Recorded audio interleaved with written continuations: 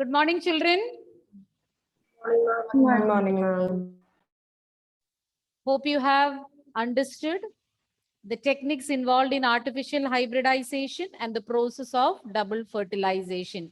We learned about two main techniques involved in artificial hybridization. Which are those two techniques, Sharon? Which are the two techniques involved in artificial hybridization? Emasculation and bagging. Bagging. What is meant by emasculation, Meenakshi? In bisexual flowers, the anthers are removed before the female, but The beginning part I did not hear. Ma'am, in bisexual flowers, ah. the anthers are removed before the female bud dehisces. Before it dehisces. And then what is the next step, Anna? Anthers are removed. Now what is to be done? Bagging is done. Why bagging is done? It is used to cover the Bag is meant for covering it. Why? for the unwanted pollen to get removed. So that it won't get contaminated by unwanted pollen. Now what is next, Sania? We have bagged it. Now what is to be done? Remove the anthers. We bagged it. And what is next? Now we take the desirable pollen of the male plant and we dust it on the stigma. Then we rebag it. We will rebag it. So we'll remove the bag, dust the pollen, and then rebag it and allow it to form fruits. Okay. And then we learned about double fertilization. As you know, double fertilization is a unique process in angiosperms of flowering plants. And why do you call it as double fertilization? Gayatri, why it is known as double fertilization? Because in it, two fusions are involved, syngamy and triple fusion. Okay.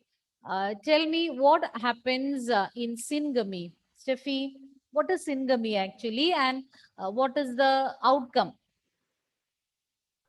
When one male gamete fuses with the egg cell to form zygote, it is known as syngamy. Syngamy. Okay. What is the next fusion? Punya? Triple fusion. Triple fusion. Why do you call it as triple fusion? Involves two polar nuclei and one male gamete. It involves the fusion of three haploid nuclei, that is two polar nuclei and one male gamete. And what is formed as a result of triple fusion, Nandana? What is formed as a result of triple fusion? Primary endosperm nucleus. Primary endosperm nucleus. And what happens to this primary endosperm nucleus later? Vidar? It develops into endosperm. What develops into endosperm? The nucleus alone? Primary endosperm cell. How is primary endosperm cell formed? Which one forms primary endosperm cell? Where is these polar nuclei present? Central cell.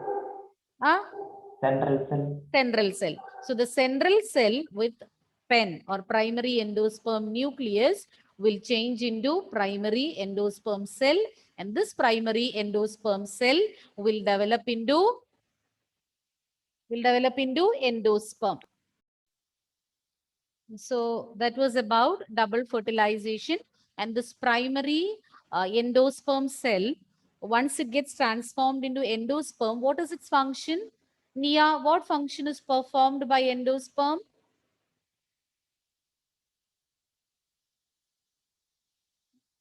Endosperm performs any function?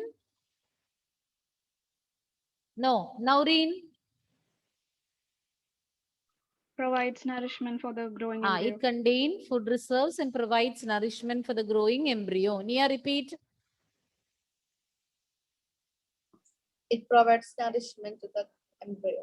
For the growing embryo. So let us continue. So next we are going to learn about post-fertilization.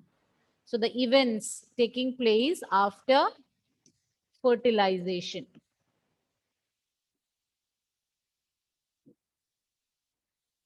Let's see what are the different post-fertilization events.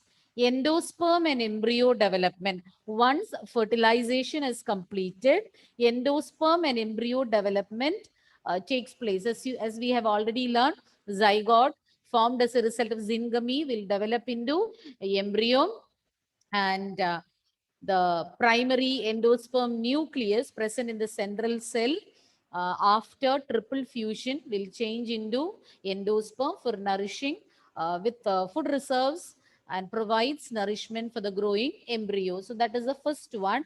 Then maturation of ovule into seed and ovary into fruit. So these are the three major post-fertilization events taking place: endosperm and embryo development, and formation of seed from ovule and fruit from ovary, or transformation of ovary into fruit and ovule into seed. We'll start with the first one, endosperm development. The primary endosperm cell. The primary endosperm cell, it will divide repeatedly and forms a triploid endosperm tissue. Endosperm cells will be filled with reserve food materials. As I told you already, it will be stored or it will be filled with reserve food materials, and these are used for nourishing the developing embryo. So you can see the picture of central cell, then the antipodal cells, egg cell. So a schematic diagram they have shown over here, where the endosperm, the primary endosperm cell form, they'll divide repeatedly. The cell will repeatedly divide and they will change into tissue, a triploid endosperm tissue.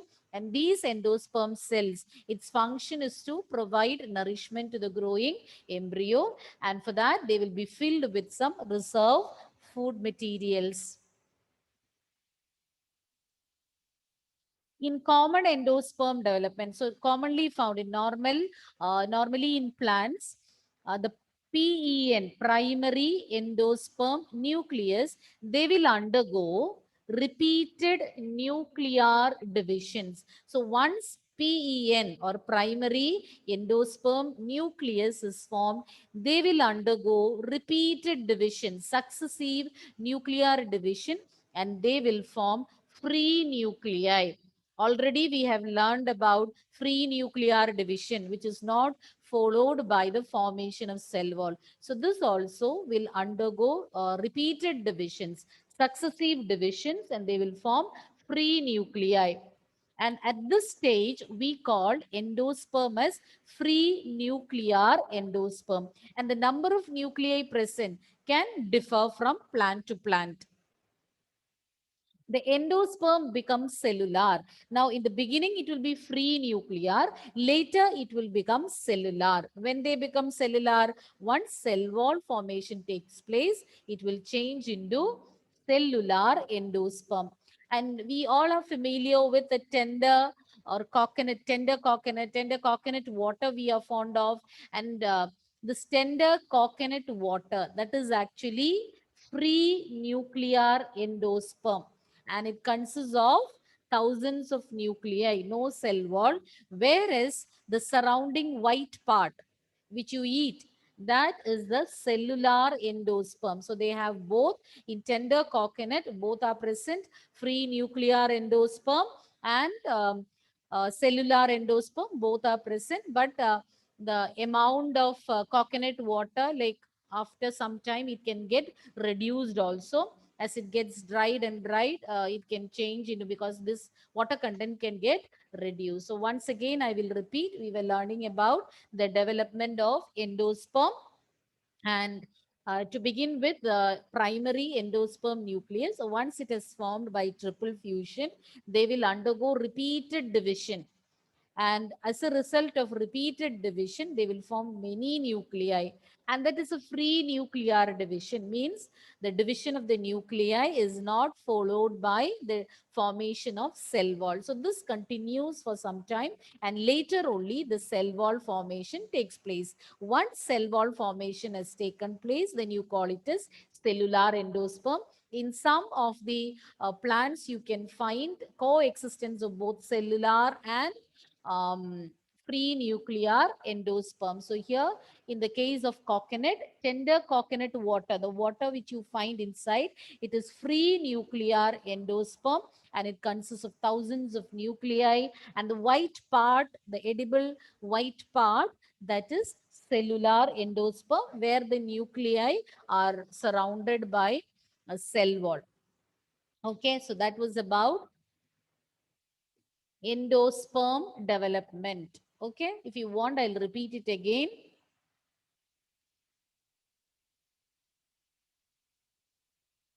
So post-fertilization events we were discussing. We started with endosperm development. There are three main events taking place: the development of embryo and endosperm, then the formation of a seed from ovule and fruit from ovary. We started with the development of endosperm.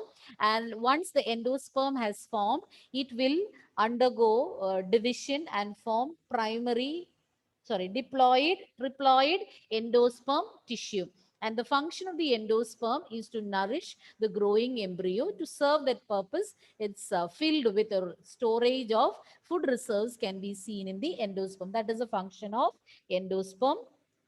And normally, once primary endosperm, commonly what is seen is once a primary endosperm nucleus is formed, it will undergo repeated divisions. And these divisions are strictly nuclear, free nuclear. No cell wall formation takes place. And cell wall formation takes place in the later stage only. And at the stage when there are no cell, where only nuclei are present and no cell wall is formed, you call it as free nuclear endosperm. And the number of nuclei formed, I told endosperm will undergo repeated divisions. So the number of nuclei formed, that can vary. It depends on the plant. It can vary from plant to plant. And in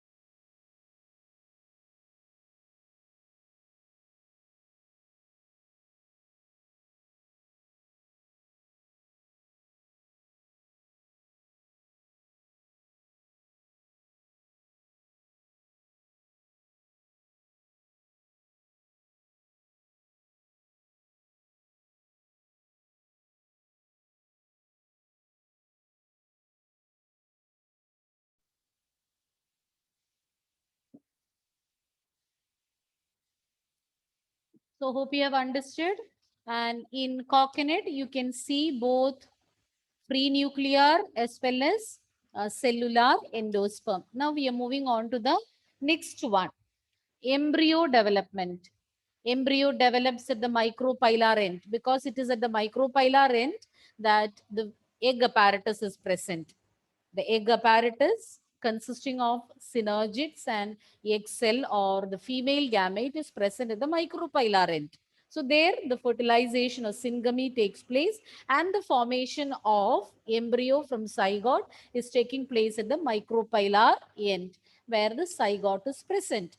Most zygotes divide only after the formation of certain amount of endosperm. So this can be asked as a reasoning question. Why the zygote starts to divide only after the formation of some amount of endosperm? You know that zygote has to undergo repeated divisions to form an embryo.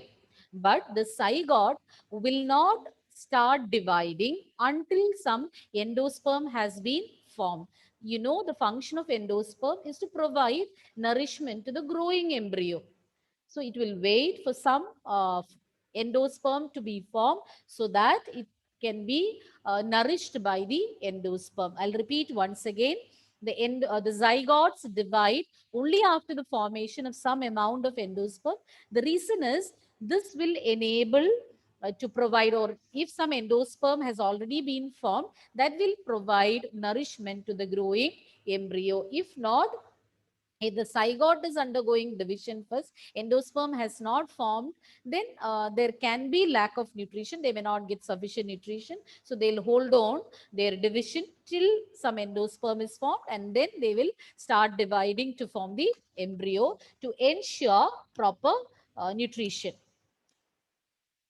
Though the seeds differ greatly, the embryogeny is the development of the embryo, the formation of the embryo. So that will be similar in monocots and dicots. You know that there are so much differences between monocots and dicots. And the main difference, as it is there in the name, monocots, they have a single cotyledon. Dicots have two cotyledons. And their early stages or the embryo formation, so that is similar. There are so many similarities between the embryogeny in monocots and dicots. In both of them, whether it is monocot or dicot, the zygote gives rise to proembryo. So a stage known as proembryo, the beginning stage. Zygote, the first stage formed after zygote is proembryo. Then it continues division and forms globular, heart-shaped, and mature embryo. It is named based on according to their shape. So here you can see the pictures of the different stages of embryo. So zygote will divide and it will form a proembryo first. This proembryo will further divide and they form globular embryo because of its globe-like shape, globular embryo. Then the next one you can see the lower portion, it is heart-shaped. So heart-shaped embryo, and finally a mature embryo will be formed. So these stages are similar in both monocots and dicots, even though there are so much differences between monocots, seeds of monocots and dicots, their embryogeny will remain the same. The first stage is after zygote is proembryo, then globular, heart-shaped, and finally mature embryo. So embryo formation is taking place at the micropylar end. It's because the zygote formation is taking place at the micropylar end because the fusion of male gamete and female gamete takes place at the micropylar end because egg apparatus is present at that region, and the zygote will not divide until some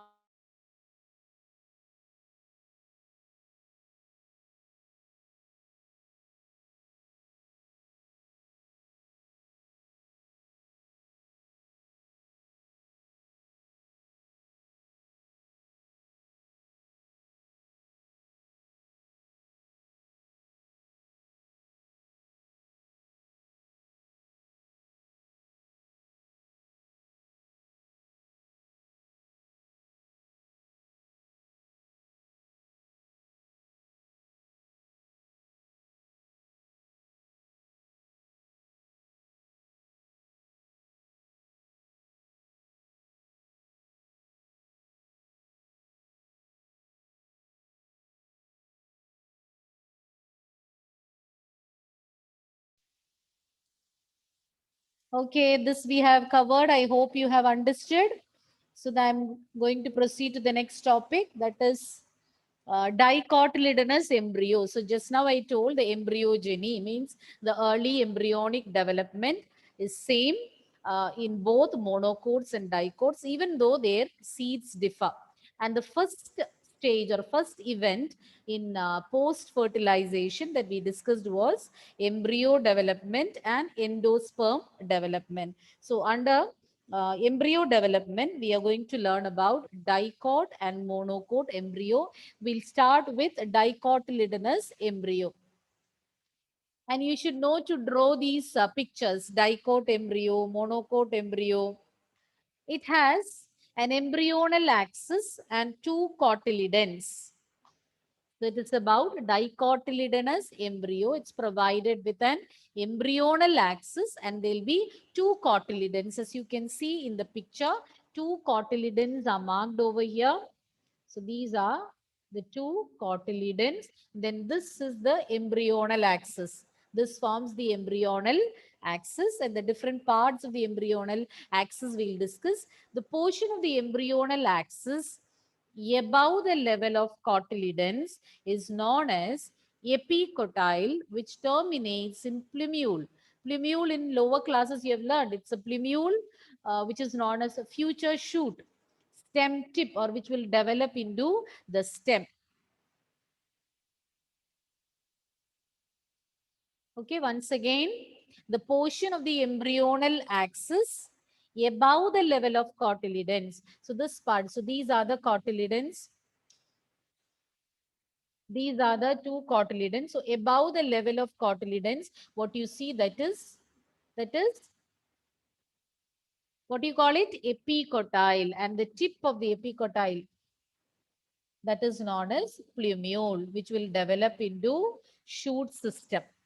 Whereas the portion of the embryonal axis below the level of cotyledons, you call it as hypocotyle. You call it as hypocotyle, and hypocotyle will terminate in the radicle. And the radicle is a structure which will develop into the root system. You call it as a future root. And it concerns, you can even call it as root tip. It is from where the root emerges out, and the root tip is covered with a cap-like structure for providing it protection. You call it as a root cap. Once again, I will repeat, and there the embryonal axis is marked. The whole structure from here to here, it is embryonal axis. So the different parts of a dicot embryo, very simple diagram, but you should be familiar with all the parts. It has an embryonal axis and two cotyledons. The portion of the embryonal axis above the level of cotyledons, you call it as epicotyle, and below the level of cotyledons, it is hypocotyle. Above epicotyle, below hypocotyle. Okay, above the level of cotyledons, you call it as epicotyle, and below hypocotyle and epicotyle. So remember that epicotyle is above the level of cotyledons, upper part.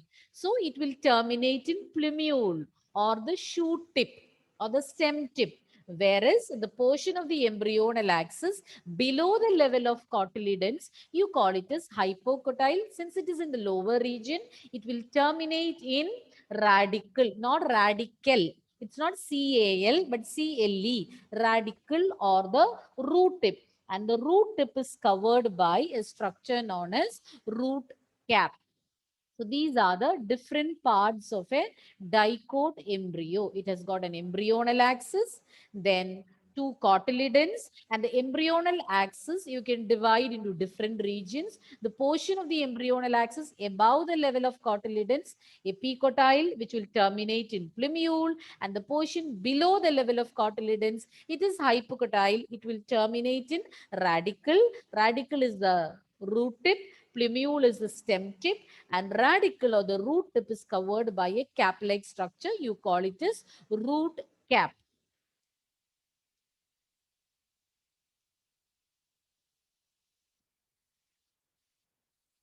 So with that, we have completed dicotyledonous embryo. Now we are going to learn about monocotyledonous embryo. So the major difference between dicot and monocot embryo is that in dicot, there'll be two cotyledons, whereas in monocot, there'll be only one cotyledon. Divyama, Yes. can you show the other diagram where epicotyle is? Okay. Just a minute, this one.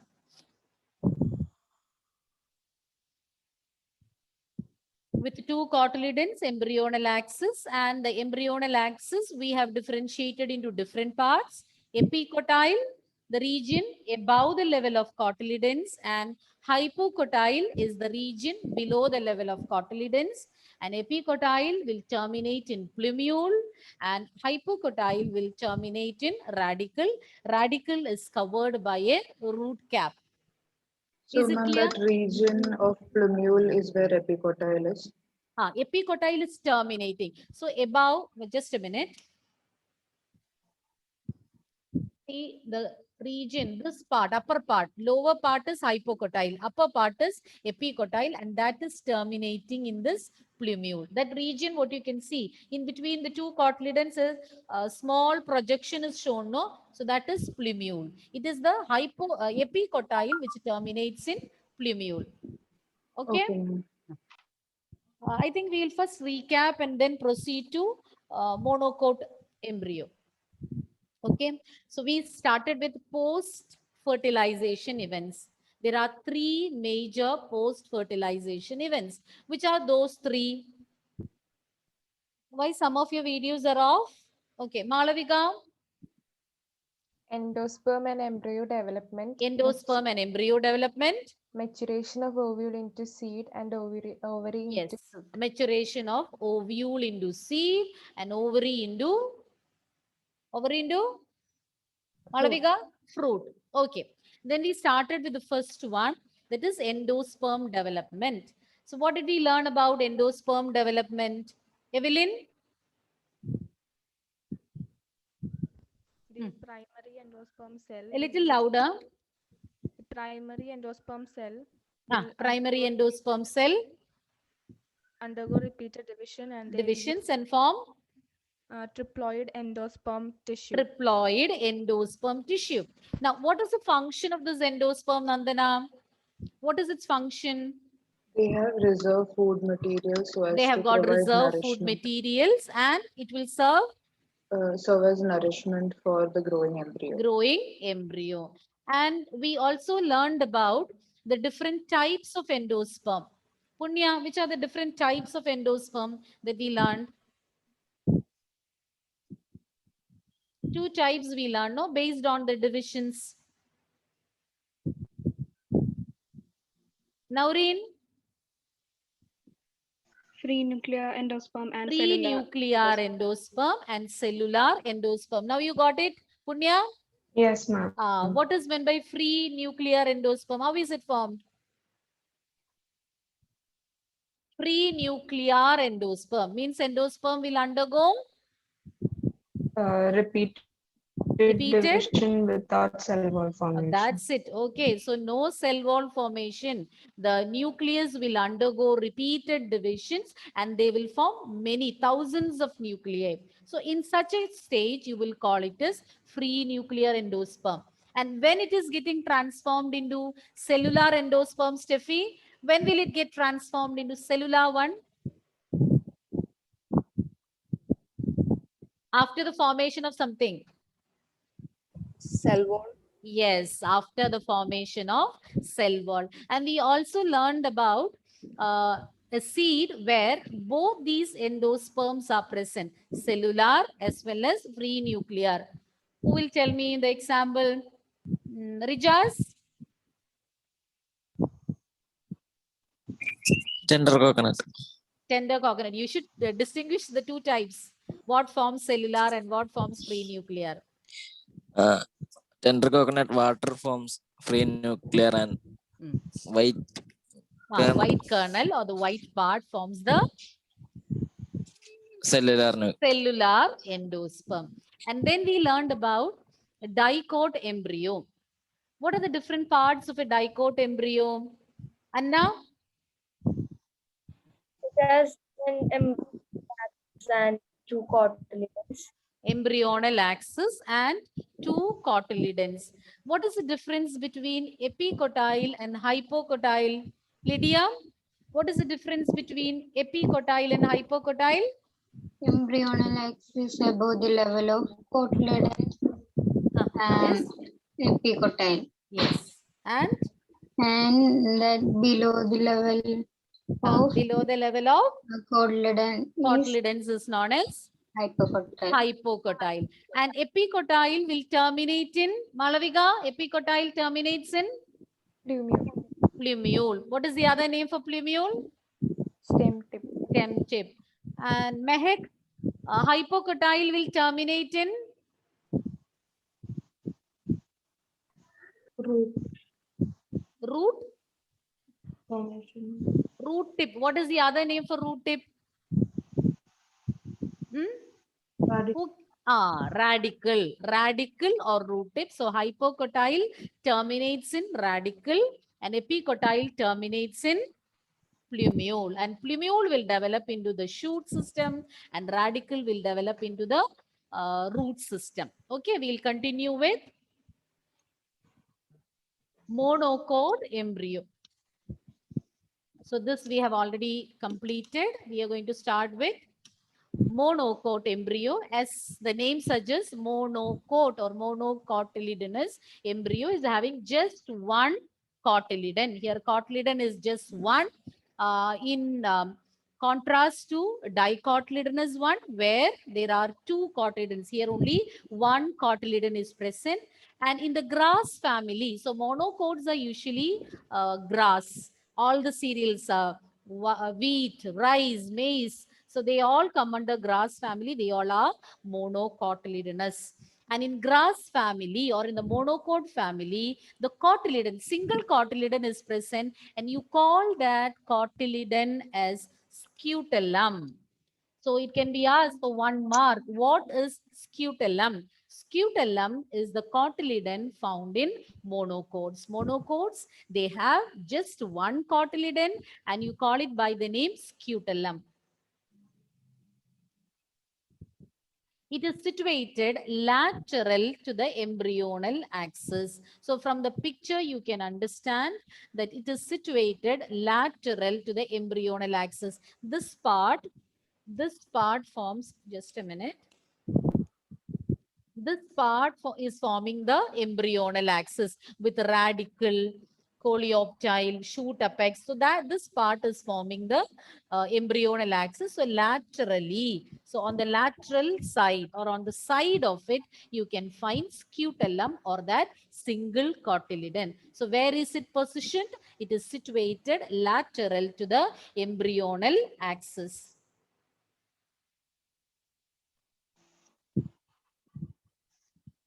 At its lower end, now we are going to learn about the different parts of the embryonal axis. So once again, I'll repeat the points that we discussed. It's having just one cotyledon and you call it a scutellum and it is situated lateral to the embryonal axis. Now let us learn about the different parts, different regions of embryonal axis. On the lower side of the embryonal axis, on the lower side of the embryonal axis, just like we said in the case of dicotyledonous embryo, here also at the tip you can find radicle. Radicle is the one which will develop into the root system when the plant or when this embryo, it develops into a plant later. It is this radicle that forms the root system. And the root cap is enclosed in a structure, a sheath-like structure. It's an undifferentiated sheath and you call it as coleorhiza. So there also you are learning coleoptile. So in order to avoid confusion, you can do one thing. You can relate these two terms. Radicle is covered by coleorhiza. Both are having R. Whereas the same you will find covering the plumule also. This is the other name for plumule. So here also P, here also P. So you will not forget, you won't have any confusion. So I'll repeat once again. On the lower side of the embryonal axis, you can find radicle or the root tip. Radicle or the root tip, which will later develop into the root system, and it is having a root cap, as we said in the case of dicot embryo. Root tip or the radicle is protected by a cap-like structure. You call it as root cap, and both of them, radicle as well as the root cap, together they are enclosed in an undifferentiated sheath. You call it as coleorhiza. Okay, so if it is asked what is coleorhiza, it's a sheath, it's an undifferentiated sheath because it's not differentiated into any cells, tissues and all. It's an undifferentiated sheath which protects the radicle and the root cap in monocotyledonous embryo. Okay, and similar, are you following, children? Yes, ma'am. Yes. So the next part, the portion of the embryonal axis above the level of attachment of the cotyledons or scutellum, you call it as epicotyle. These terms are same as in the case of dicot embryo. There also hypocotyle and epicotyle we discussed. Epicotyle is a region above the level of embryonal axis and hypocotyle is a region below the level of embryonal axis. Here also those terms are there or those regions are there. Portion of the embryonal axis above the level of attachment of cotyledon or scutellum. This is same as cotyledon. You call it as epicotyle. It has got a shoot tip. Already we said shoot tip. What is the other name? Tell me, children, what is the other name for shoot tip? Plumule. Plumule. We call it as plumule. So here also plumule is there. And it has got a few leaf primordia. Leaf primordia means the structure, a mass of cells which will later develop into leaf. So shoot apex and a few leaf primordia. So just like radicle was having a root cap, here shoot apex is having some leaf primordia and both of them are enclosed in coleoptile. Shoot apex other name is plumule. So coleoptile is having P, plumule is also having P. So plumule is enclosed by the structure known as coleoptile. So I'll be repeating this again next class. But before that, we will have a quick recap. Monocotyledonous embryo, they have just one cotyledon and the cotyledon is known as scutellum and it's positioned. Where is it positioned? One of you tell me, where is it positioned? Where is the cotyledon present? To the embryonal axis. Laterally to the embryonal axis, and then it is having an embryonal axis. On the upper part you can see plumule or shoot apex along with some leaf primordia, and that is encased inside coleoptile. On the lower side you can see radicle. On the lower side of the embryonal axis, radicle and root cap are present. Both of them are encased or enclosed inside coleorhiza. Okay, coleorhiza and coleoptile, don't get confused. Coleoptile related to plumule. It's covering or encasing the plumule or the shoot apex, whereas coleorhiza and radicle both are having R in the center.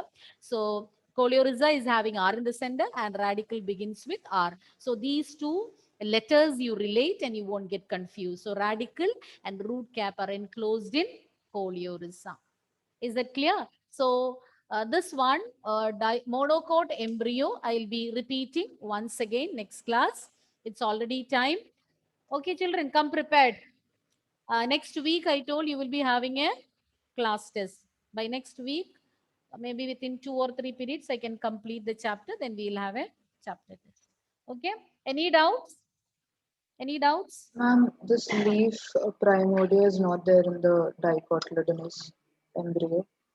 It is there, but it's not mentioned over there. There also it is there because along with the shoot or the plumule, this leaf primordia will be there, but not mentioned. Similarly, hypocotyle is there in monocots, but it is not mentioned. No, where are you, Nandana? Okay, both are having epicotyle and hypocotyle, but not mentioned. Okay, and Okay. maybe here they mentioned it specially because it is enclosed in a sheath-like structure.